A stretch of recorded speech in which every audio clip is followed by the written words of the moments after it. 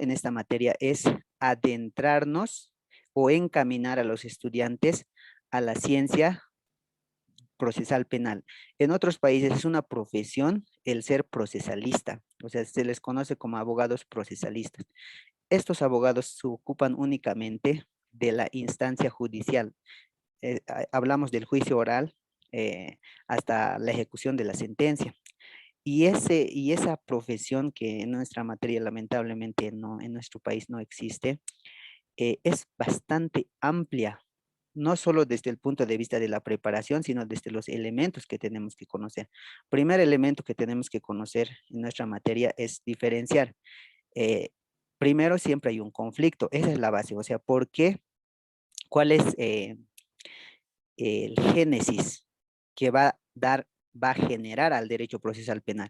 Sería el delito como un fenómeno social. Entonces, el delito automáticamente como un fenómeno social que ocurre genera conflicto, conflicto de, que puede ser solucionado de distinta forma. Ahí hay tres tipos: autotutela, autocomposición y la vía judicial o el jus puniendi que el Estado aplica.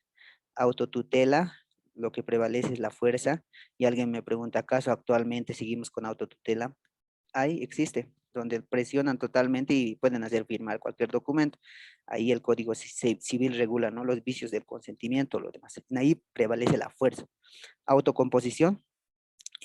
Dentro de la autocomposición existe un tercero que puede ser judicial, en ese caso sería conciliación, o podría ser un acuerdo transaccional con un mediador. Entonces, dos formas de solucionar los conflictos. Nos interesa la tercera. ¿Por qué? Porque tiene características. Esa es la que nosotros también vamos a avanzar del derecho procesal penal. ¿Cuáles son sus características? Es público, es instrumentalista. ¿Qué significa público? Significa que cuando yo inicio un proceso penal, no puedo decir me retracto, voy a desistir. No hay esa figura en la acción penal pública. Yo no puedo desistir. La acción la tiene la fiscalía. A través del Ministerio Público son los titulares de la acción. Entonces, automáticamente, ¿por qué se dice que el Ministerio Público se hace cargo? Porque es un delito que afecta al público en general.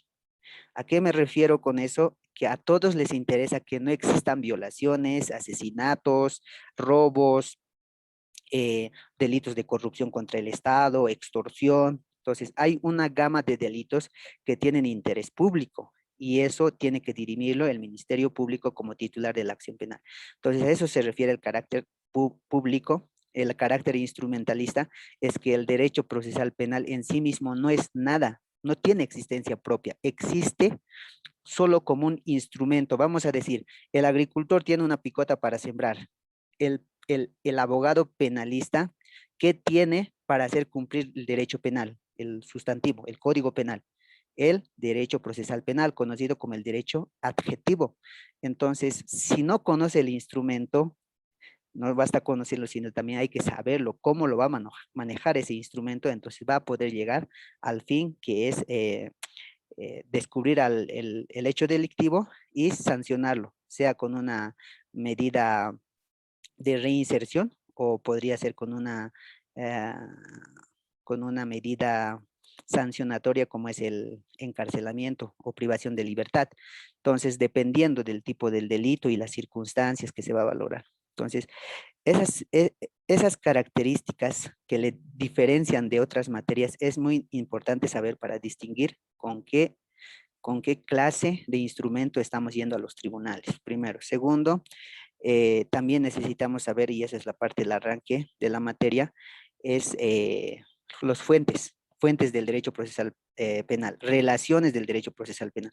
Los fuentes, digamos, fuentes directas, directamente de la ley, eh, la Constitución Política del Estado, el 515, el 516, automáticamente ya regula los principios del procesal penal, cómo tiene que ser juzgado la persona, tanto el que ha cometido el delito como el que está accediendo a solicitar justicia o tutela de parte del Estado.